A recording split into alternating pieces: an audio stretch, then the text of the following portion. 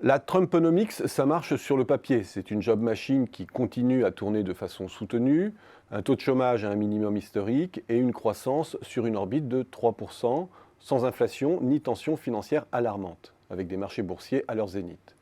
Le président américain, avec son sens de la nuance habituelle, parle de miracle, de performance historique.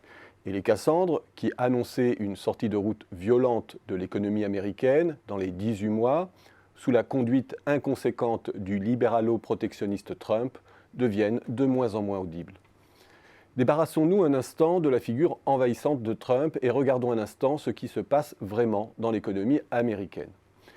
L'économie américaine, c'est d'abord une économie qui vit sous impulsion budgétaire, qui a prolongé son cycle de croissance quand certains experts pronostiquaient que le plein emploi jouerait rapidement comme un butoir. Autrement dit, que le coup d'accélérateur du chauffard Trump allait inexorablement se muer en instabilité financière et en hard landing. Là-dessus, il est clair que Trump a gagné son pari.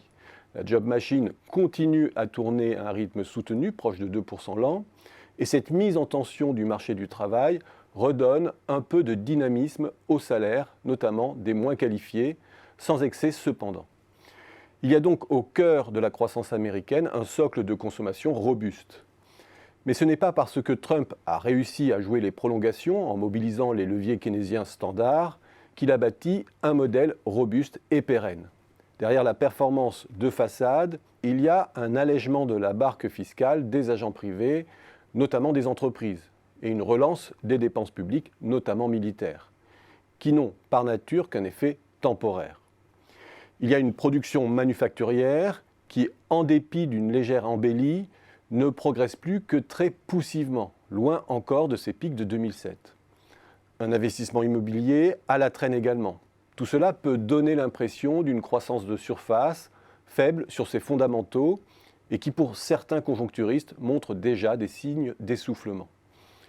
Regardons alors le versant offre de l'économie américaine. Là, paradoxalement, Trump s'inscrit beaucoup plus dans les traces de son prédécesseur que ne le laisse supposer le discours.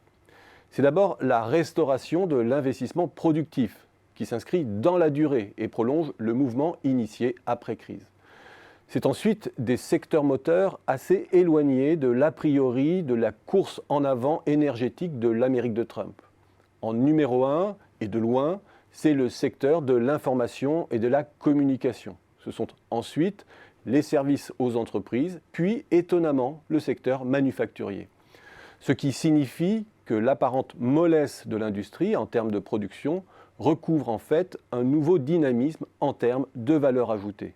Un indice qui pourrait montrer que l'industrie américaine est bel et bien en voie de relocalisation de sa chaîne de valeur. Un mouvement qui va de pair avec le haut niveau d'investissement que nous avons mentionné plus haut et une expansion toujours plus forte des secteurs du numérique ainsi que des services amont à l'industrie. On est loin ici de l'image souvent véhiculée d'une fuite en avant exclusive dans le pétrole et les travaux publics. Sur ce registre, l'Amérique de Trump est même en retrait de celle d'Obama. Autre élément marquant, les grandes ruptures claironnées par Trump n'agissent à ce stade qu'en infusion lente. On est très loin de la forteresse US. Le commerce extérieur ne porte que très marginalement la marque des barrières tarifaires. La contribution du commerce est neutre sur la croissance depuis 2 ans, et si la hausse du taux de pénétration a interrompu sa marche en avant, cette inflexion n'exerce qu'un effet très marginal sur la performance américaine à ce stade. Idem pour le Big Bang social annoncé par Trump. Lorsque l'on scrute la part des revenus sociaux dans le revenu des ménages, on est loin du grand séisme et l'ère d'Obama continue à imprimer sa marque.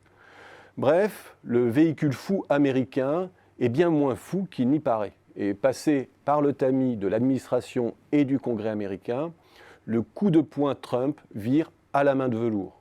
Et c'est peut-être d'abord pour cela que les grandes catastrophes entrevues ne sont pas au rendez-vous.